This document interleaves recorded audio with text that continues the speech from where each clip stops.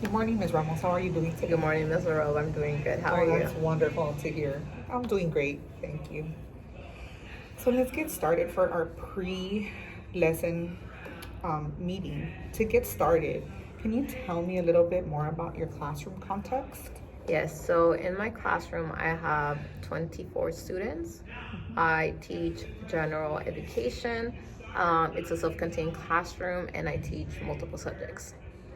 Okay, that's wonderful for you this year.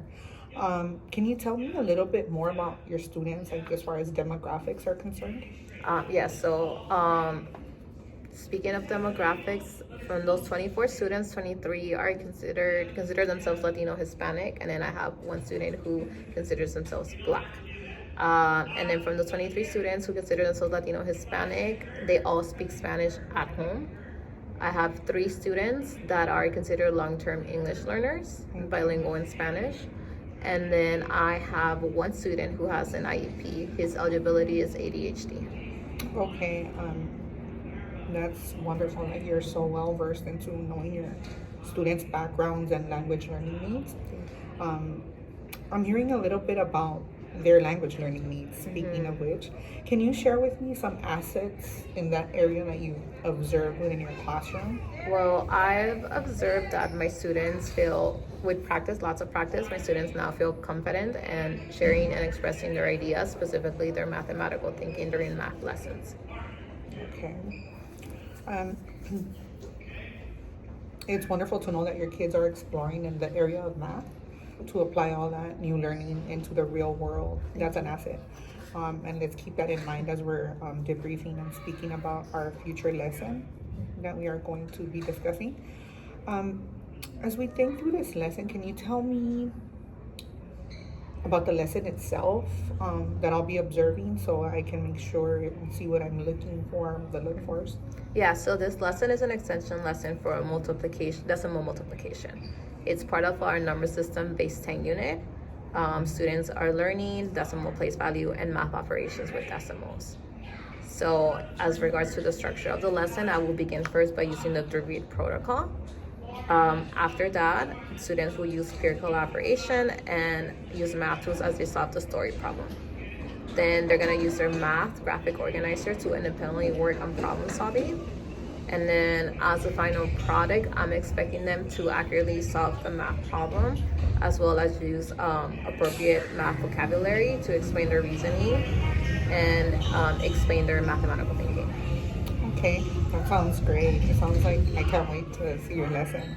Looking at your strengths and needs instructionally, what do you think your strengths are, Ms. Well, Ramos? instructionally, I feel confident in teaching the 3B protocol and modeling academic language use.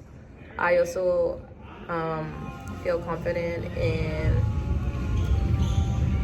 my ability to set high expectations for all students. I'm constantly monitoring and walking around and providing feedback to students as much as possible and making sure that they are following step by step as the lesson moves forward. That's wonderful, Ms. Ramos. And with you saying that and looking at the California standards for the teaching profession, the CSTP, we're looking at standard number 3, which is delivery of instruction.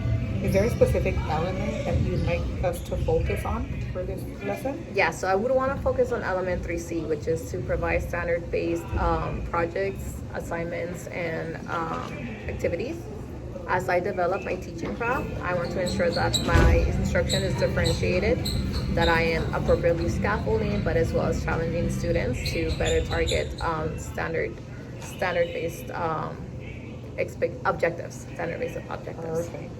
So just in me working with you in the past and for this assignment, it's evident that your selection of strategies is always intentional and purposeful, and that's one thing that I really enjoy in working with you.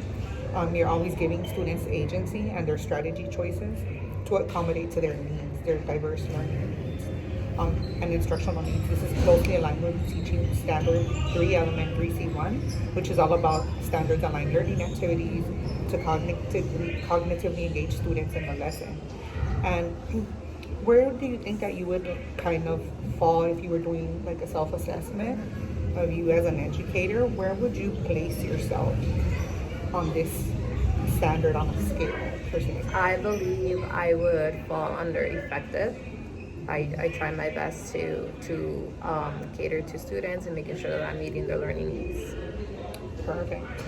And so then for the observation, what specific data would you like me to collect to show evidence that we met? Well, I do have an area of growth, and that's like to appropriately give feedback to all students. I know because of time, sometimes it's difficult to making sure that I provide that feedback to all students. So I would like to collect data on knowing that I'm equitably calling on students when they participate whole group, as well as me providing that feedback to students to redirect and to reteach them.